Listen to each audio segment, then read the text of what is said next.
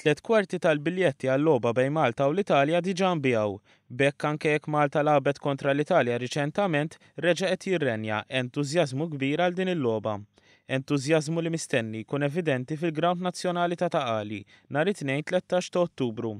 Tkellimna mas-Segretarju tal-Assoċjazzjoni Maltija tal-Futbol Bjorn Vassallo. Tista' tgħid 3/4 tal-istadium diġà mibjuħ, kemm mill-biljetti normali, kemm mill-parti corporate, kemm mill-allokazzjoni tagħna għal social responsibility, jiġifieri t-tfal, jiġifieri il-biljetti mixjin tajjeb.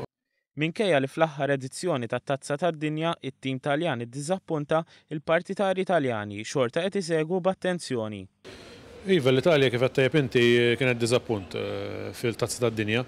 Iżda naħseb mindu Antonio Conte ħadd mexxiet tat-tim fidejh bħala coach, naħseb li hemm entużjażmu ġdid, introduċa players ġodda u ovvjament dan jagħti spirtu ġdid lit-tim Taljan. Bjorn Vassallo jispjega li għad m'hemmx dat uffiċjali ta' meta t-Taljani se jaslu Malta. Id-dettalji għadhom ma waslux għandna minħabba l-fatt li t-tim nazzjonali Taljan ħelab ġewwa Palermo qabel il-logħba tagħna u kif ħalabu man-Norveġa f'pajjiżna huma ħelabu ġewwa Palermo u mbagħad għadhom rridu jiddeċidu jiġu hawnhekk ġurnata qabel jew jistennew x'Palermo biex jiġu hawnhekk lejlet il-logħba.